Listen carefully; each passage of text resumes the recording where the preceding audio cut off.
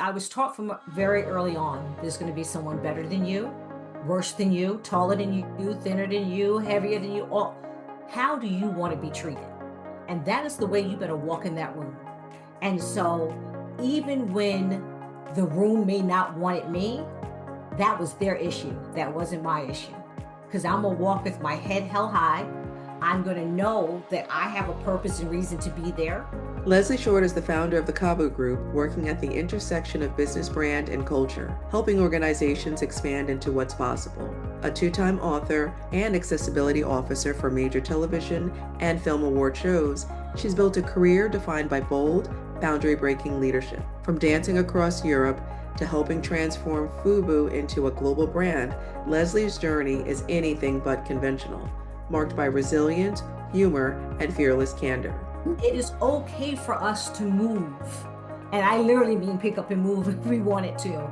It's okay for us to say, you know what, I'm going to build this the way I see it, but making sure that when you see it, who needs it? In this episode, we discuss courage, career pivots, and what it really means to be the first in rooms that weren't built for you. And we unpack the heart behind her memoir, Someone Has to Be the First, a movement and a call to stop waiting for permission and start stepping into possibility. If you've ever felt stuck, overlooked, or unsure of your next move, this conversation will help you rethink what's possible, own your voice, and lead on your own terms. Leslie, welcome to the show. So excited to have you with us this evening. Thank you. I'm excited to be here with you. So let's dive right in. You've had such an unconventional path from ballet to global business. What's a defining moment that really set you on the course of doing things your own way? 7 years old, honestly. Really? I have 7 years been, old? I have been this way from the very beginning. My, 7 is when I was chosen to be trained as a classical ballet dancer. And, I was also told, don't be surprised if you don't get chosen. They don't choose little black girls. Uh, and so I knew then I was just going to show up to an audition and just be who I am. And that's exactly what I did, not knowing uh, you're supposed to act a certain way. I just went in and I've been the same all the way through.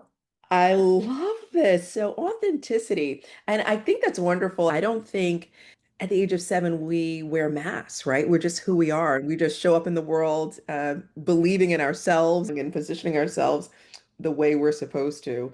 And so many of us lose our way later on. But 7 years old, you said you were too sophisticated for New Jersey. What did that belief represent about who you were even then? Listen, 7 years, 7 was a big year for me.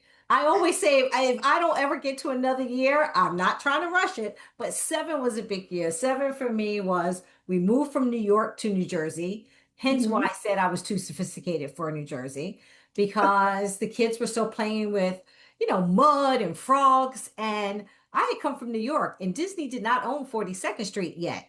So there was pimps and prostitutes, and you have to know about how to live in the city. And Mhm. when I got there and saw the kids playing in the dirt, I was like, what is happening here? Tell us a little bit about the evolution from ballet to global business, because you're a powerhouse in the business world. Thank you for that. When I was dancing, I would always speak to the stagehands and to the lighting guys and to ear hustle next to the stage manager's room. I'm not sure why, but I knew that there was something more. And I didn't want to hear the other dancers complaining about falling out of pirouettes or turns or this or that. I just knew that I liked how others were moving. And I said, one day, maybe, who knows, they would be useful. And so I would learn how to put a stage down or why the lights did what it did. And I always wanted to learn those things. So when, fast forward, when I started thinking about retirement, I had already produced off-Broadway shows, choreographed different numbers, had worked in television in Europe as a dancer, but also in conjunction with the TV crew because I was learning and I would be like, why are you filming over here? We over there jumping. And so I had that acumen. Plus, my father is a very successful businessman. So I watched him every day going out and coming home and making deals.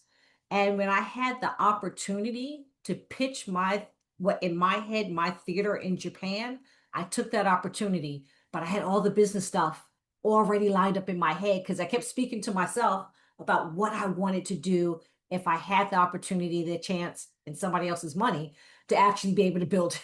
That is amazing. How important do you think having that vision was to your success? I mean, when you're a dancer, when you're a performer, you're taught to only think about that one thing.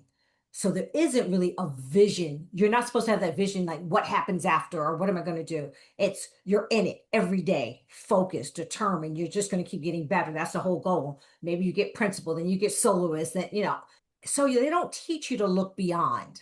For me, I always knew there was something, even if I didn't know what it was. So I always had, I just wanted to learn. I'm a forever learner now. I enjoy learning. And so if I could learn something new and be like a squirrel and just pocket it and not know when I would need it, that's what I did. So it did help. Oh, wow, that's wonderful. So now we'll dive into your first book, Expand Beyond Your Current Culture, which focuses on growth and transformation. Tell us what inspired you to write this particular book at that point in your journey. Again, the opportunity was there, but I also was doing a lot of meetings, taking a lot of meetings, already working with companies, and I kept hearing the same things. I don't know what this diversity thing is. I don't know what inclusion. How do you do that? My company culture is fine. I can't find diverse employees. And I kept going, this is not difficult. We're human to human. Can we strip that and then look at talent and merit and all those other things that are part of working in the office? And when I was doing a speaking engagement, there was someone there with business books. And I had the opportunity to speak with him. And he said, let's get in touch. Had one phone call with him and he said, I'll send you a contract in an hour. And he was like, send me your outline. I was like, I don't have an outline for a book, but I knew what I wanted to say. Mm. And I pulled it together and sent it out to him. And he was like, go write. Tell me more about why it was needed. The disconnect between leadership and employees, period. Mhm. That leadership was speaking one language and employees were asking and speaking something else. So when employees would say, I want to be, what's the word they always use? Transparent. I want transparency. And I would say, no, you don't. You're asking for the wrong thing. You want visibility because transparency you're never going to get because it's not your company. So ask for Mm. visibility in a way that's going to help move what you need to get done. And I would say to leaders, you're assuming they know your direction that you want to go. You told them when they were hired, you never updated them along the way. And so it was just that disconnect. And to have the opportunity to interview 40, 50 people in all different levels of all different nationalities and backgrounds and job titles and say, what do you want to say to leaders? Mhm. There's some of those quotes in the book, but really also make it so simple because I think when people went to buy books like this, they found them in a corner, very high up, very, you know, Mhm. scholarly, let's say, which is all great. But if you have a leader that has this much time and that much pressure, give it to them in bite-sized nuggets of what they can actually execute. And that's what I wanted to do. Mhm. Oh, that's powerful. Looking back at this particular book, how have you evolved personally and professionally? It gave me the opportunity to really do what I love, and that is work with companies and work with people and see a transformation because I don't like to always use the word change because people don't like change, but see the transformation to allow people to think differently, to be able to see the one thing that everyone's bucking heads about and take it down, peel back some of those layers and say, do you understand where they're coming from? Can you see where they're coming from? Now, understanding the goal that you both have, how do we move this forward? What will you give? What won't you give? What principles do you have and you're standing on? And do they make sense for where you are? Because sometimes you have to tell people they're not in the right place. But to be able to have those conversations, really to do what the title says, to expand beyond your current culture and what your comfort zone is, to be able to see someone for who they are as opposed to what you think they should be or the box that they should fit in. Use the talent. You've hired someone that has amazing talent. That's why they're there. But somehow they get that gets moved sometimes. So how do we get some of that back? Tell us about your latest book, Someone Has to Be the First. Why did you feel the story was necessary right now? I do a lot of speaking engagements, and people will always say, I want to hear more about your story. Like, you gave me snippets. I want to know more. Like, how old are you really? And, you know, when again the opportunity came to write it this time, in my head, I was still writing a leadership book. So when I started writing, I wanted to do leadership with snippets of stories, of experiences. And it was also my publisher that said, why are you fighting this? This is your opportunity. The memoir is now. And I really thought, I said, I'm on the closer side of the end of the rainbow than I am at the beginning of the rainbow. And I have things to share. And this is a great opportunity. So many people out of work, with so many people stuck, with so many women looking at, do I have transferable skills? What are they? I don't know which way to go. To share with people that there's more than one way to get into a room. You know, I say this all the time. There is the front door where everyone wants to walk through, but that line can be very long. But guess what? There's a back door, a side door, a window under the door. There's ways to get in. And then once you're in, make sure you have a valid voice in the room. Otherwise, you're just standing there. So it's a call to action. And we need to know that one, I lived out of this country for 13 and a half years. So Mhm. there are other options. My first business was not in America, it was in Japan, Wow. a completely different culture. Mhm. It is okay for us to move. And I literally mean pick up and move if we wanted to. It's okay for us to say, you know what, I'm going to build this the way I see it, but making sure that when you see it, who needs it? And sometimes people don't even know they need it. So when you go, what are you feeling? Because our responsibility is not to leave to build whatever we're building, but to have the opportunity for someone to either see that, understand it, be able to come along with you, or for the simple fact of when you're finished, you've opened up enough space for someone else to walk in and continue to build on top of that. Yeah, absolutely. I think one of the things that comes up for me is the fear that comes in, right?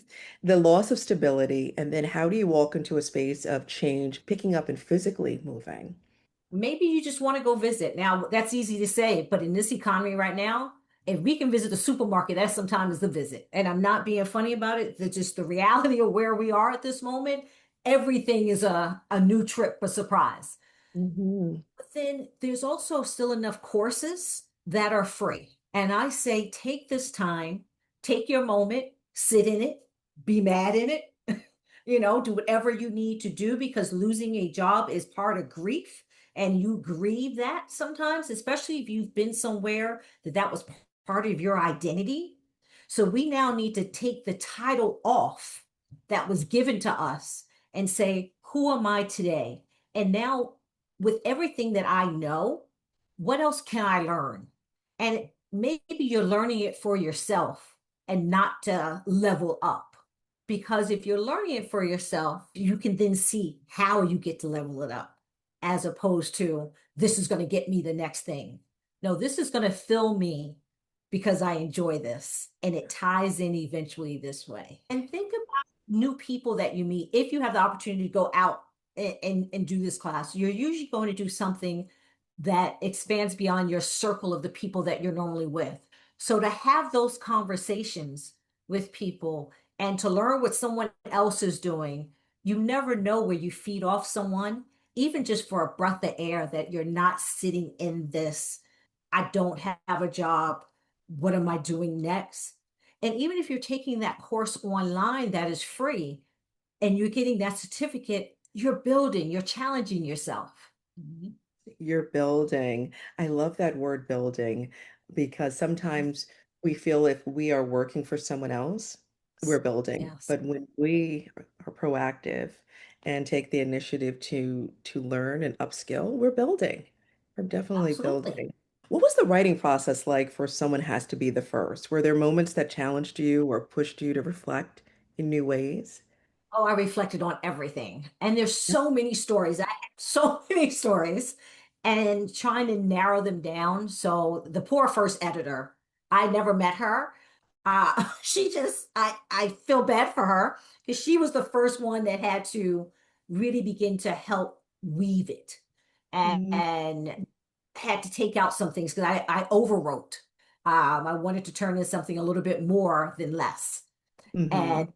they had, we had to like cut some things out and it was good. There was a lot of good moments. It actually allowed me to one, honestly, be proud of me because I don't take the time. It was my life, so I'm just going through it and I'm enjoying it. I'm having a great time. But to sit back and see it, and it was just like, oh, that was really cool moment. Oh, that was really cool moment. And then there was a moment that wasn't so cool that I still get upset. And when I wrote it, I cried. And when I read it to this day, I cried because that's, I don't regret it. It's just that at times of our lives, there's different fights we fight. And at that moment, that wasn't it. Mhm. Now, I would never perform that. At that point, I was just trying to get a black or brown wig. I was the first black dancer ever to be hired on a cruise ship, employee, period. It was a very big deal. It went all the way to corporate in Norway and back before I could even get on the cruise ship. So you're fighting for something else. There's a pride in something else. And then I look back at the video, even that one of the dancers sent me, and I'm like, ugh, horrible. That's a zero. That's a zero for me. But that's called life. It is. It is. Absolutely. While you were writing the book, you said that you reflected. There was a lot of reflection. What did you learn about yourself in the process? Did you learn anything new? That there's so much more to do, that I'm not finished. Mhm. That I really do love life. Like I always say, I love life. I enjoy life. I love learning. All those things. I saw the weave, though many people did not understand why I went in so many different directions, which I, is part of the thank you of my friends. Like, thank you for standing with me when you were like, I have no idea what she's doing now. And then on the other side was like, wow, I don't know how that made sense because it wouldn't with anyone else, but somehow it makes sense for you. And I was like, yeah, I know that. That's why I weaved it, but that there's more to weave. And that it really at this point in my life, I really want to make sure that everything that I have done or achieved, that others know that it is possible. It is there for them in their way. So I say live out loud, whatever that means to you. Yes. So I'm going to ask you, when someone picks up your book, someone has to be the first. What do you want them to walk away with? What do you want them to feel? What is that takeaway? Oh, um, I don't know because I think everyone's going to feel something different. So I hope that there's something that's one thing that I hope there's a nugget, enough nuggets for different people to say, "Oh, I see myself there," or "Oh, I can make that happen." And then go, not only can I do that, but it's a call to action to make sure I'm not the last one. I may be the first, but that I won't be the last one. And that's in whatever they're doing. And Hmm. that's what I want them to walk away with. Leslie, as I speak to you and as I follow the journey, just seeing the excellence, how did you embody excellence to become the person you are today? Faith and family. It's Mm. really simple. Faith and family. Dancing is not a team sport. It really is not. You may be on stage with many people. You're judged. You're called. Your Monday's weigh in. You're getting on that scale alone. You're fighting for those parts alone. So it can be a very lonely space in the midst of a lot of people. But I always had my family. So I felt that I would be like, and everybody come home. I'd be like, absolutely not. Because I was living in boarding houses at the age of 15, Uh, with other dancers and actors and everything. But my faith was at the age of 7 as well. That's why I always say 7 was a very big year for me. And I knew that there was something bigger that could guide me and could be with me. I would be okay. mhm. And that's really how I've gone through life. Because at the end of the day, that's all I want to hear. You did okay, kid. You did no harm. And so that's how I've tried to always approach things. It may not always come off that way to other people, but I really hope that that's the way I have lived and will continue to live. Yeah. Do you feel that your faith and your experience has given you that sense of fearlessness to be as bold as you are today? Some of it I was never told no. My parents never said no. They said you have to finish school. They never said don't hang out with boys who don't drink because they knew if it got in the way of dance, it wasn't going to happen anyway. And I was taught from very early on, there's going to be someone better than you, worse than you, taller than you, thinner than you, heavier than you. All, how do you want to be treated? And that is the way you better walk in that room. And so even when the room may not wanted me, that was their issue. That wasn't my issue. Because I'm going to walk with my head held high. I'm going to know that I have a purpose and reason to be there. And I think the fear was never set. See, the fear comes from community. Well, no one's ever done that. We don't do that. Someone tried it, but it didn't work. None Hmm. of that. It was if you want that, then you work towards that. And so I think if we take the fear of, I don't know anyone that's done that, I'm going to be the only one in the room, I may be the first one in the room, instead to say, oh, that is a room where I am going to be and build toward that. And I'm not saying you may not shake when you get to the door and you look around and say, uh-oh, you know, but the uh-oh with your purpose, and if you know your purpose and understand why you're there, you don't allow someone else's insecurity to shake you because see, Hmm. they're putting their insecurities on you. Leslie, I have to say it's easier said than done. For someone 100%. struggling in this area, do you have any advice? Because it is easier said than done. Your Yes. mind tells you, okay, I can do this. I know I have the talent. And then there's this imposter syndrome. So I do want to ask you, it's a stack question. Have you ever dealt with imposter syndrome? Even being fearless. And how have you moved through it if you have? Look, there are times where you kind of go, I go, I'm gonna put it in there. Huh, am I in the mood for this today? Not in process, am I in the mood for this? Am I in the mood to have to put on maybe a little bit of armor, knowing where I'm walking into? But then I go, armor up, let's go. But that's me, right? So I go, armor up, let's go. I know I can hold conversations. I'm in this room because I deserve to be in this room. Now, but again, my background, I've had the support. If you're someone that maybe has not had the support or doesn't have, do you have someone that will introduce you into that room? Do you have someone that you're comfortable with maybe showing up to this event? Knowing the purpose is not to meet all the people in the room because then you look hungry, but to even just go and observe the room, move through the room with your held head high, with your head, held high and be there with that extra support system. But know who you're taking. Do you go and ask someone to be a mentor and can you shadow them and during a space? Start at a meeting, start at a lunch. You don't have to jump into these big rooms right away. Until you say, I feel secure in my conversation. And everyone doesn't need to be a chatterbox. Everybody can't be me. Everyone can't be woo and speak to anyone. Go and observe. That is what I say. Just take the opportunity. Go and observe because a lot of times we feel we have to take action. Yes. And I'm also hearing move with intention. Yes. Very much so. You faced racism, sexism, and being underestimated. Can you share a moment that deeply shaped how you show up today? Yes. I don't remember the age. It was getting probably around 9. There's a lot of things that my shape was really from a child because I turned professional at 12 dancing. So I was already in these rooms as part of this process. And I remember my father picking me up from dance class, so it was a Saturday, and he needed to run by the office for a meeting. And he said, you're just going to sit in the corner. It should be about a half an hour. And the meeting was already there. And his business partner at the time is a white Texan guy. His belt love, Jason was like my second dad.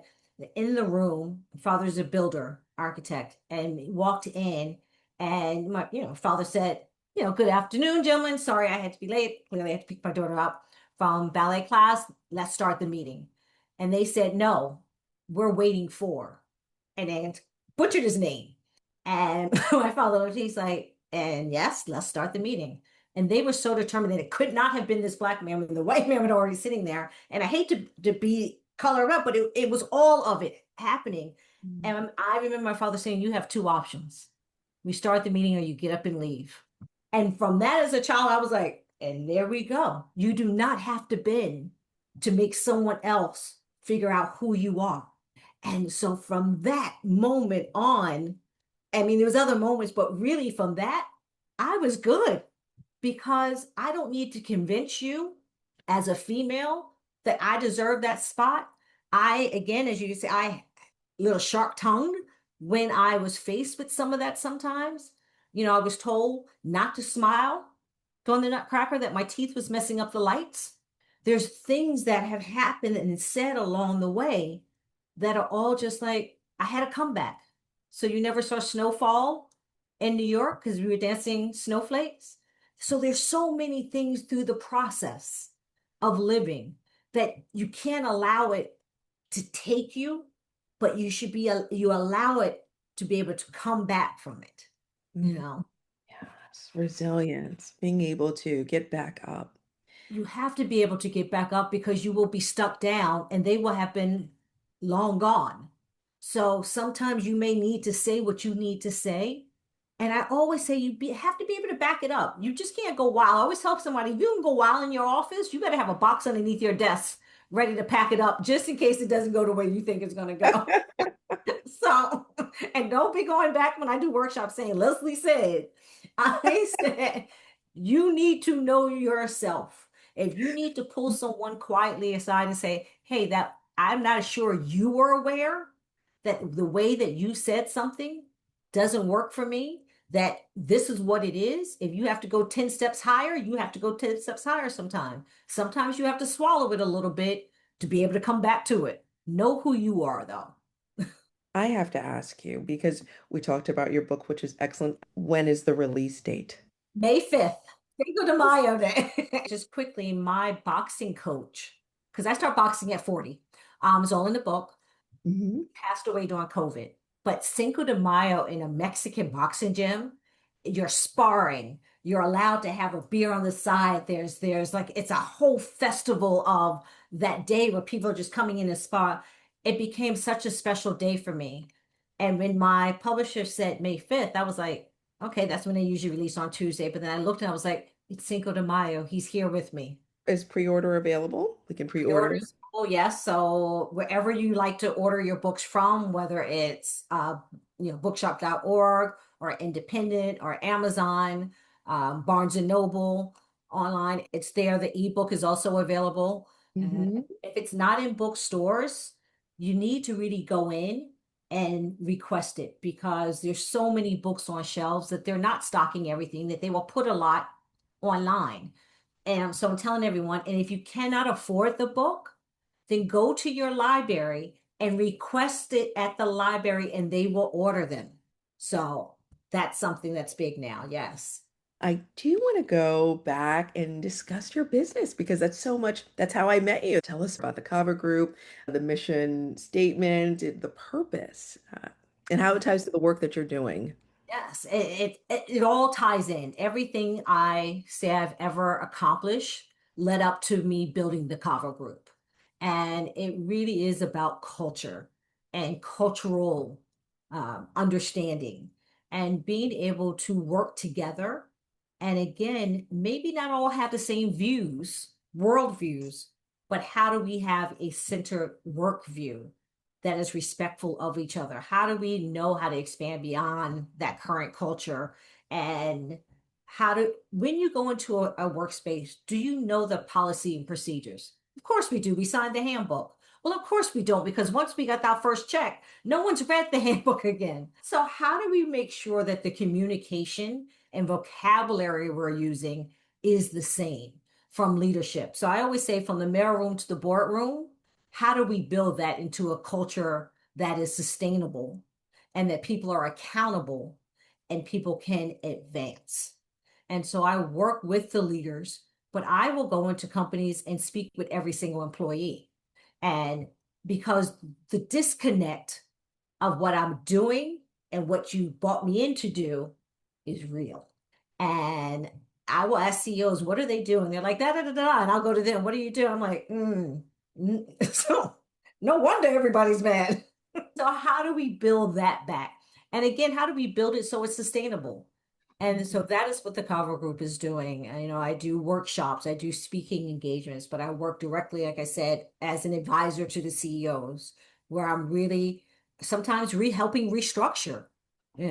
I'm coming in as a mediator, that conflict coach. How with mediation for issues, conflict coach, what happens if 10 people are up for, or 4 people are up for raises or up for positions, and then you don't receive it? How do you show up the next day? How are you going to handle that? And so I will go in and work with employees that way as well. If you had a moment to speak with your younger self, what would you say? A lot of the dreams that I dreamt then have come true, and just keep going. And everything's in time. Everything is in time. Leslie, what do you want your legacy to be? It's not for me to tell it. It's for others to tell it. It's for me to do the work here. And I say that to leaderships all the time. You don't get to tell your legacy because you're gone. It's the work that you're doing that allows others to tell the story. I hope I'm doing good work. Do you feel as if you're walking in purpose? I sure hope so. I question myself and I stop myself and I always just make sure, what am I doing and why? Mhm. And who am I doing it for? And just where am I going? And when I'm not walking in purpose, I feel it right away and I recalibrate. What questions do you think people need to ask in order to get unstuck and move forward to walk in purpose? What do I really want? What do I want? Not what someone wants for me. Where do I see myself? And what brings me, this is going to sound so corny, but what brings me joy? And do I make money from that joy? And if I don't, how do I add it into my life? Because that moments of joy will clear my mind to help me build a road to where I want to go. But if you don't know who you are and what you stand for, and you've taken on what everyone else has given you, you will continue to move on a road that others set for you. I just have to say thank you so much for being a guest. Thank you for sharing your experience, your wisdom with listeners. I'm so looking forward to Someone Has to Be the First and just hearing just more, just great stories about your success around the work that you're doing in this space. I am confident that your legacy will be one of service, impact, and excellence. Truly. Thank you. Nicole, thank you. Thank you for all of your support. I don't take it lightly. I do not take it for granted. So thank you very much. Thank you for tuning in to today's episode. I hope you left feeling inspired and energized to follow your own path with purpose and creativity. Don't forget to subscribe, leave a review, and until next time, keep creating, keep dreaming, and keep living your purpose.